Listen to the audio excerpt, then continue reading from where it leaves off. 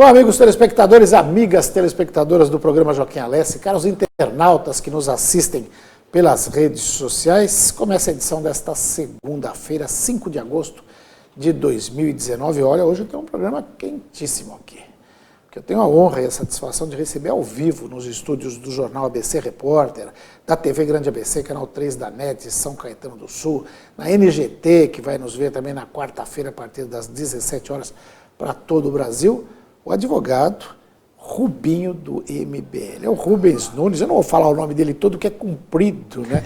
Rubens Augusto Gatti Nunes Filho, o Rubinho do MBL, que aí todo mundo conhece. Rubinho, muito obrigado pela gentileza de comparecer ao programa. Joaquim, obrigado, boa noite, agradeço a oportunidade de estar aqui com vocês, é um prazer e muito boa noite a todos os telespectadores, a todos que estão nos ouvindo, sempre bom estar com vocês aqui, agradeço pela oportunidade, é uma honra estar com vocês. A honra é toda minha. Bom, para quem não lembrar, o Rubinho foi o advogado que entrou com aquele pedido para acabar com as regalias que o ex-presidente Lula ainda mantém, porque ele conseguiu, num juiz lá de Campinas, né, da Sexta Vara, no ano passado, que acabasse com aquilo, depois veio o TRF3, desmontou tudo isso. Mas ele continuou brigando contra o ministro do Supremo. Como é que estão essas brigas todas aí? Então, tem bastante processo, viu? Hoje eu estava conversando com um repórter até, ele perguntou o que tinha de ação. A que se tornou um pouquinho mais emblemática foi essa ação, foi uma ação popular que eu ingressei na Sexta Vara de Campinas, juiz federal, que tirou liminarmente os direitos de ex-presidente do Lula, assessor, segurança, motorista, enfim, o Lula recorreu, ele conseguiu uma liminar para suspender a liminar e está na discussão em segunda instância para tirar efetivamente os direitos dele. Quer dizer, ainda está brigando, eu falei porque teve a suspensão da liminar. Exato, mas está no aguardo do julgamento em segunda instância do agravo de instrumento,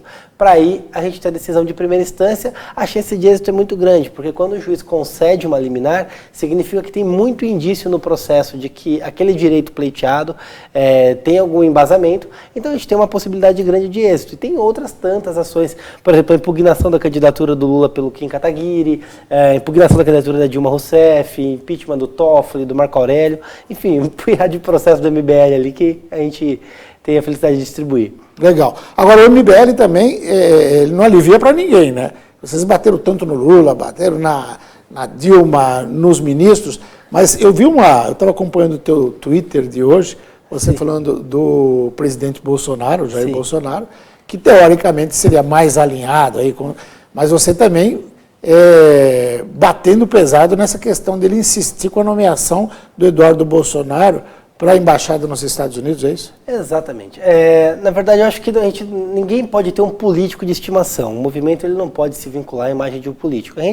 Eu mesmo votei no Bolsonaro em segundo turno, foi um voto contra o Haddad, mas é impensável a gente imaginar que a campanha, o esforço que o Bolsonaro está empenhando para colocar o filho dele como embaixador nos Estados Unidos, é um absurdo, e ele chegou ao absurdo de achacar o Senado, dizendo numa entrevista ontem que, olha, se o Senado negar, eu nomeio ele ministro, demito o Ernesto Araújo, coloco ele ministro, ele vai mandar em todos os embaixadores. É o que eu vinha dizendo, não basta, já dizia Júlio César, na verdade, não basta a mulher de César parecer honesta. Ser honesta, ela tem que parecer honesta. E o mesmo serve para o Bolsonaro, um presidente que foi eleito sobre os pilares da moralidade, da ética, do combate à corrupção. Querer beneficiar o filho, dar o filé mignon, como ele mesmo disse para o filho, é no mínimo imoral. Tudo bem, as pessoas vão dizer, não, mas é legal, a súmula 13 permite, porque não é um cargo político, aquela coisa toda. Só que a questão não é a seguinte, Bolsonaro foi eleito justamente para combater esse tipo de política. As pessoas que acordaram no domingo e falaram, vou votar nesse sujeito, é porque ele vai combater esse tipo de política. E chega agora, nos primeiros 6 meses de mandato, e ele empenha todo o prestígio político, toda a energia que ele tem, para tentar nomear o filho dele embaixador. E é um desrespeito, inclusive, aos 2 milhões de eleitores do estado de São Paulo que votaram no Eduardo Bolsonaro para deputado federal. Aliás, a maior votação da história. A maior votação da história, bem colocado aqui. E ele simplesmente vai abandonar esse mandato, vai rasgar essa votação, vai renunciar ao mandato para assumir o posto de embaixador. Mas há quem defenda que, pelo fato dele ter uma proximidade muito grande com a família do presidente Donald Trump, nos Estados Unidos, isso facilitaria muito as relações bilaterais, comerciais. Você não acha que nem assim valeria a pena? Então, mas isso é um argumento muito raso, Joaquim, porque, vamos lá, qual foi o primeiro contato que o Eduardo teve com a família do Trump? Foi justamente naquela visita que o Bolsonaro fez à Casa Branca e apresentou ele como filho. Se o Bolsonaro tivesse levado qualquer pessoa, essa pessoa também teria tido contato com ele. Isso não é um argumento. As relações diplomáticas, elas não são mais tratadas pelo sangue. Isso se encerrou na era medieval, na época dos reis. Hoje em dia, a relação diplomática é tratada por interesses comerciais, pela habilidade do embaixador, pela habilidade do presidente. O Itamaraty já foi muito respeitado por sua capacidade diplomática. Isso veio se achincalhando ali, diminuindo com o tempo nos governos do PT. E agora a gente vê aí um crescimento da diplomacia, só que o Bolsonaro, ele talvez esteja olhando muito para o que representa politicamente, ou para o interesse familiar dele, e deixa de olhar para o que representa internamente, para o que representa para a sociedade. Eu vejo muitas pessoas que votaram no Bolsonaro que são decepcionadas com essa postura dele por querer a qualquer custo nomear o filho. Ora, não estou dizendo que ele tem que fazer o mal para o filho dele, só que a sociedade brasileira não tem que pagar esse filé mignon para ele dar de presente para o filho dele. Legal, quero agradecer a audiência aqui do Rodrigo Manuel, que está dizendo aqui, grande Rubinho Nunes, sério, sensato e competente, MBL, grande ABC. O Rodrigo aqui mandando um abraço. Rodrigo, um abração, obrigado pela lembrança e fico feliz pelas palavras. Legal, olha, a gente falou de Bolsonaro, daqui a pouco vamos falar um pouquinho de Moro também, quero que você fale dessa confusão que está.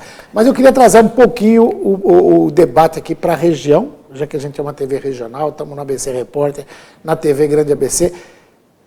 Você entrou com ações contra Dilma, contra Lula, mas também entrou contra o prefeito José Auríquio Júnior aqui de São Caetano do Sul. Exatamente. Como é que foi essa ação? O que é? Me conta aí. Então, o José Auríquio, ele teve o mandato cassado pela Justiça Eleitoral por conta da captação irregular de recursos. Ele recebeu doações de pessoas que tinham problema no CPF, enfim, a Justiça Eleitoral... Não, recebeu só 350 mil reais de uma mulher que era pensionista do INSS, ganhava 2.600 por mês, hoje já faleceu, mas ela conseguiu fazer milagre, né? Exatamente. E essa mulher, inclusive, levou o Camilo Cristófaro à cassação na Câmara de São Paulo, é a mesma doadora, só que para ele foi uma doação mais modesta, mais irrisória, 6 mil reais. Agora aqui para o Auríquio, mais de 300 mil reais, isso faz toda a diferença na campanha. Ele teve um mandato cassado.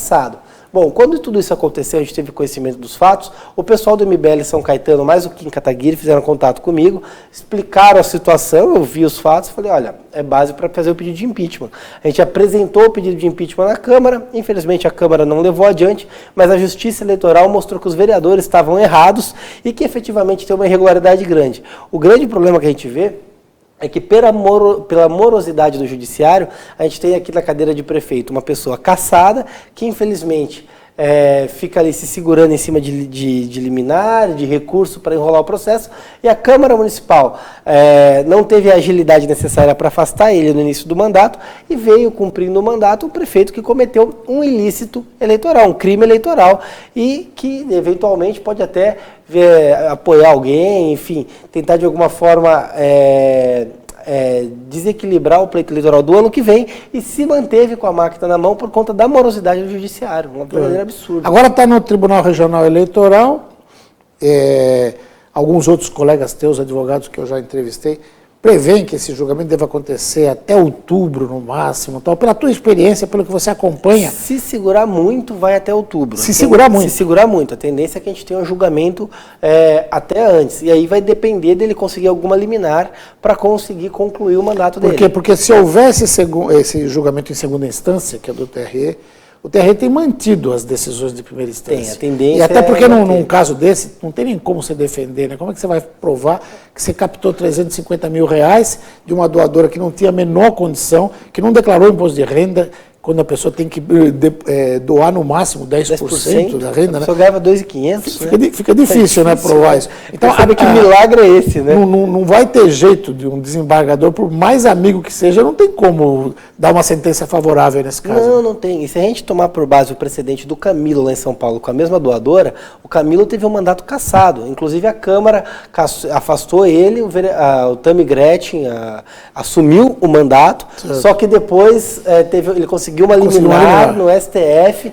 É incrível que ele continua com o direito político cassado, não vai poder disputar a eleição. Não pode disputar a eleição. Mas mantém no mandato. É uma anomalia jurídica tremenda, porque ele está cassado, não tem os direitos políticos dele, só que vai se mantendo por conta de liminares até o final do mandato.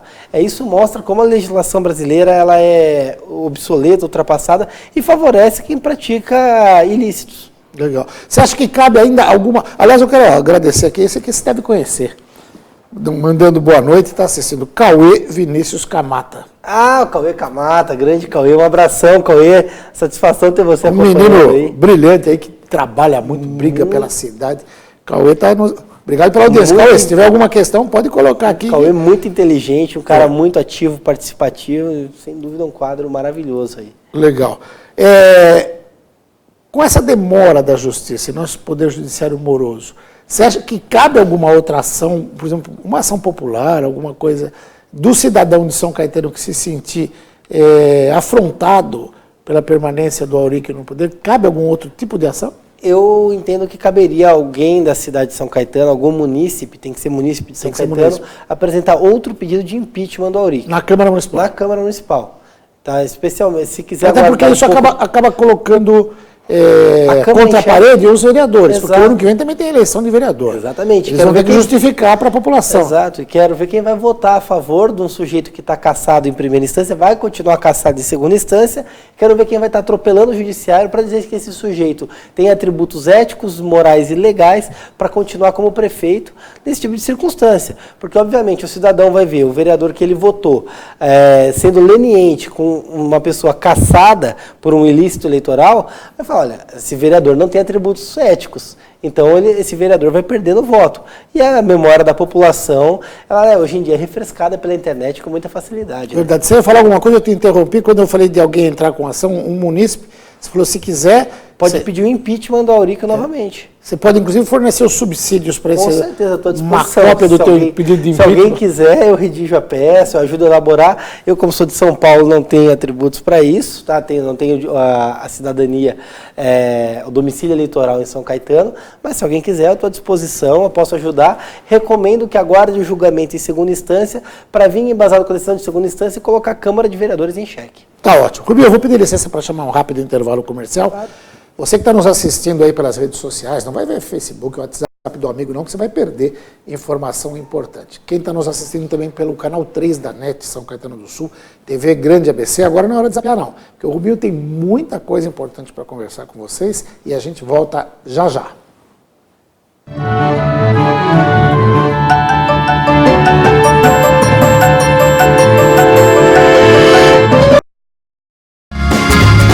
Viaje mais! Prepare-se para conhecer os mais belos lugares do planeta, de segunda a domingo em 2 horários, às 13h30 e à meia-noite, na rede NGT Canal 48 Digital e na TV Grande ABC Canal 3 NET. Agora você tem um encontro marcado com Walter Esteban no programa Viaje Mais.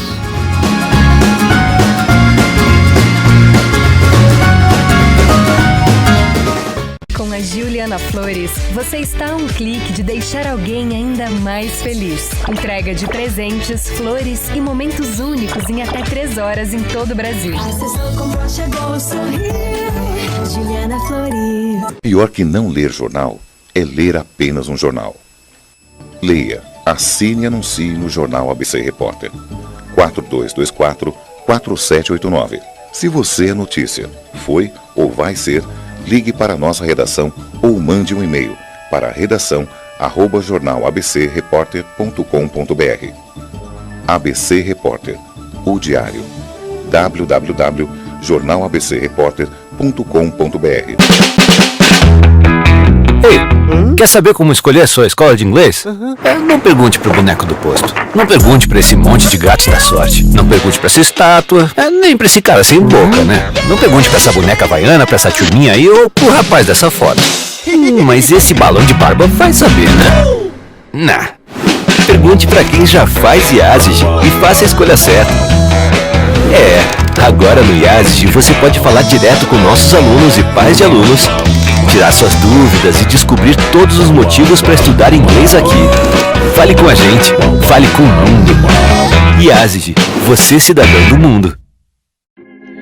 K1900, seu novo estilo de vida. Inovação, troca de experiências são fundamentais para o crescimento dos negócios. Conheça agora o K1900, espaço coworking no ABC. Sem fidelização, usa o que precisa e paga apenas pelo que usou. Salas e toda a infraestrutura, bicicletário e um exclusivo boteco working. Avenida Presidente Kennedy 1900, bairro Olímpico, São Caetano do Sul. Ligue 4210-2114. K1900, ideal para organizar e desenvolver seus negócios.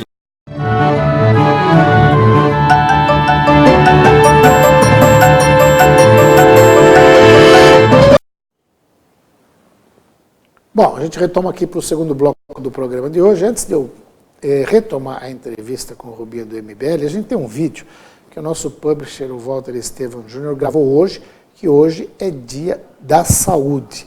E ele falando da importância desse dia, da importância de se ter políticas públicas para a saúde. Vamos ver o que disse aí o Walter Estevam Júnior. Boa tarde. Eu estava olhando no meu computador agora e vi que hoje é o Dia Mundial da Saúde. Muitas vezes a gente ouve as pessoas dizerem por que eles marcam tantas datas comemorativas, né? Qual que é o intuito? Eu vejo que é principalmente para a questão de conscientizar sobre a saúde, podendo-se fazer algo preventivo para não poder chegar no problema amanhã. Nós temos todas as condições, principalmente aqui na nossa cidade de São Caetano, de fazer uma medicina preventiva. Seria a maior forma de não deixar chegar nos problemas piores, ou com certeza, inclusive, das filas que a gente encontra nos hospitais, nos postos de saúde da cidade.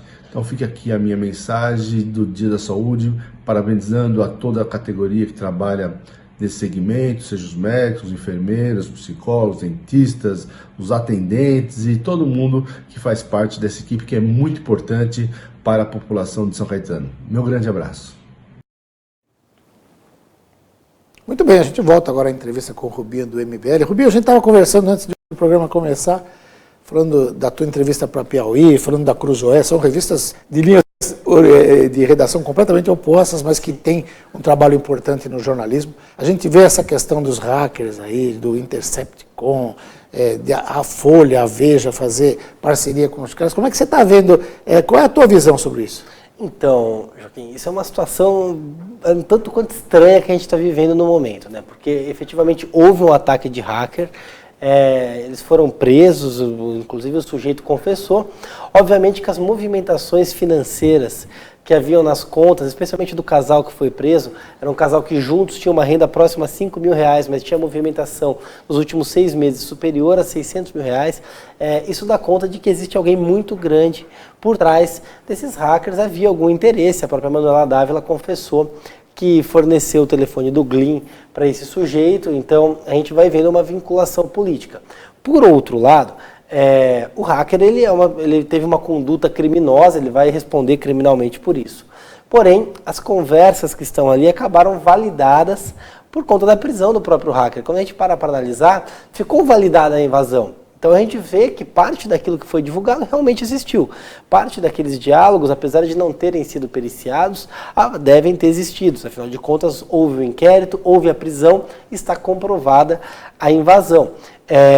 Para o Glyn, para a Folha de São Paulo, para a Veja que deram nota, não tem problema nenhum. Afinal de contas, a liberdade de imprensa ela é consagrada na Constituição Federal, especialmente no artigo 220, e não tem como responsabilizar o jornalista por dar uma matéria, mesmo que seja objeto de ilícito. A gente sabe que jornalistas, por exemplo, podem entrevistar traficantes, borrar a cara dele, não falar onde entrevistou e não tem problema nenhum. Agora, o hacker vai responder e vai pegar severas penas por esse crime de invasão. É chato que a gente viu, por exemplo, que o Kim Kataguiri do MBL teve o celular invadido pelo hacker, foi ali que chegaram no telefone do Alexandre de Moraes, enfim. Uma cadeia de invasões que vai vendo a agenda das pessoas e foi conseguindo chegar num monte de gente. A gente do MBL ficou com certo receio quando a gente viu isso. A gente falou, talvez invadiram a conversa, alguma coisa. Obviamente não tem nada demais, mas é chato você ter sua privacidade do teu telefone invadida por alguém que obviamente tem más intenções, né? E a situação do ministro Sérgio Moro? Como você avalia hoje? Então, como ministro, não vejo problema, não vejo que ele tenha qualquer problema. Afinal de contas, ele já renunciou à carreira dele na magistratura, ele não é mais um juiz, renunciou à aposentadoria, enfim, o que ele tinha direito. Isso não é mais um problema para o Sérgio Moro, não vai responder na ética da magistratura se ele realmente cometeu algum abuso ou não, particularmente do que eu vi das mensagens, apenas do que foi divulgado, não vi abuso do Sérgio Moro, apesar de que as conversas demonstram um grau de amizade. Ainda assim, não vi ele conduzindo, ele sendo um investigador, então daquilo ali está dentro da normalidade. Agora, enquanto ministro, eu não vejo um escândalo suficiente a ponto de afastar ele do ministério ou manchar a atuação dele enquanto ministro. Vem aí o filme do MBL, né? Você também participou do pedido de impeachment da Dilma. Como é que você vai se colocar nesse filme aí? Então, eu também sou um dos entrevistados no filme. O documentário Não Vai Ter Golpe do MBL estreia no cinema dia 2 de setembro. Eu não vi o documentário inteiro, estou reservando um certo suspense para mim, mas eu vi alguns trechos, inclusive, que não saíram em trailers. Está bem legal, conta a história antes mesmo do MBL existir. Tá? É uma narrativa interessante, não é um documentário chato, maçante, tem um enredo todo que conta a nossa história do movimento, como nasceu lá em Vinhedo, como veio para São Paulo, enfim, um pouco de tudo isso, e conta a história do impeachment. Eu fui o autor do pedido do impeachment protocolado pelo MBL na chegada da marcha, quando o MBL saiu andando de São Paulo a Brasília, participei da articulação, do comitê pro impeachment do Renan, e vai contar um pouquinho de tudo isso, todo esse suspense que falava, se a CIA financiava o MBL, os irmãos Coca, aquela bobagem toda, enfim, a gente vai expor ali como realmente aconteceu o impeachment e o que foi o MBL em todo esse período. Tá bem legal. Vamos assistir para ver isso aí. Você é meu convidado, viu, Joaquim? Opa, obrigado. Você andou falando da anuidade da OAB, que é algo que parece assim intocável, né? Como é que está essa briga aí? Então, eu, apesar de advogado, eu sou um crítico ferrenho da Ordem dos Advogados do Brasil. A Ordem dos Advogados, em outros tempos, já foi uma instituição respeitada, que guardava o interesse das pessoas, que você via ali os melhores nomes da advocacia, tutelando realmente a lei, a ordem, a moral. Hoje não, hoje a Ordem dos Advogados do Brasil, infelizmente, atua como um grande sindicato. E aí essa questão do Felipe Santa Cruz agora? Então, a gente tem o Felipe Santa Cruz.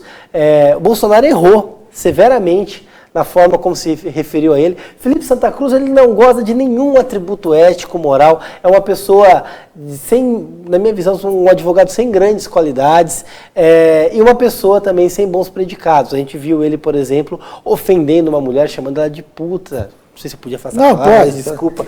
Enfim, mas no Twitter foram as palavras que o presidente da OAB utilizou para se referir a uma outra advogada. Totalmente fora da ordem. Totalmente fora da ordem, mas foi eleita, a OAB não tem voto direto para eleger o presidente e é um conselho que atua como um sindicato que obriga todo mundo a se filiar. Então você tem que prestar o exame da ordem, ser filiado àquela instituição para exercer a advocacia. Eu tenho que pagar mais de R$1.000 por ano para a OAB não me representa em nada, eu não utilizo a OAB para absolutamente nada. Até meu certificado eu tiro pela ASP, que é uma instituição, Associação dos Advogados que eu respeito muito mais que a própria ordem. E eu sou uma pessoa que eu acredito, Joaquim, que a Ordem dos Advogados ela pode existir, não tem problema nenhum, mas a filiação não pode ser obrigatória. A gente não pode obrigar o bacharel a se filiar. Rapidamente, estou vendo que pelo teu discurso você tem pretensões políticas aí para o ano que vem, 2020, eleições municipais. Está estudando alguma coisa aí? Sim. A gente participa muito da política ativamente, tanto na parte externa, e é importante que essa militância seja levada para a parte interna. A gente não pode pregar a nova política e deixar que os velhos políticos continuem fazendo o que fazem. Não, a gente não faz uma nova política com as velhas peças. Eu estou estudando a possibilidade de sair candidato ano que vem, a gente está estudando dentro do MBL o que é viável, mas muito provavelmente eu seja candidato no próximo ano. Opa, e aí a gente vai conversar mais vezes, porque eu tenho certeza de que você tem muitas propostas boas para a tua cidade, que é São Paulo, né? Sim. E também para a região toda. Não, e vai ser um prazer vir aqui conversar com vocês. E eu aceitei já o convite para ver o filme. Não, você é meu convidado. Dia 2 de setembro em São Paulo. Na estreia estaremos lá. Na estreia já tem 4 salas fechadas, lotadas, para a estreia do filme. Quem não acompanhou aí, acessa o MBL, Não Vai Ter Golpe, tá bem bacana. Maravilha. Infelizmente o tempo de televisão é curtíssimo, mas a gente conseguiu transmitir bastante informação para o telespectador, para a telespectadora. Obrigado mais uma vez pela entrevista e até a próxima. Obrigado, viu? Muito obrigado a todos, é um prazer estar aqui e estou sempre à disposição.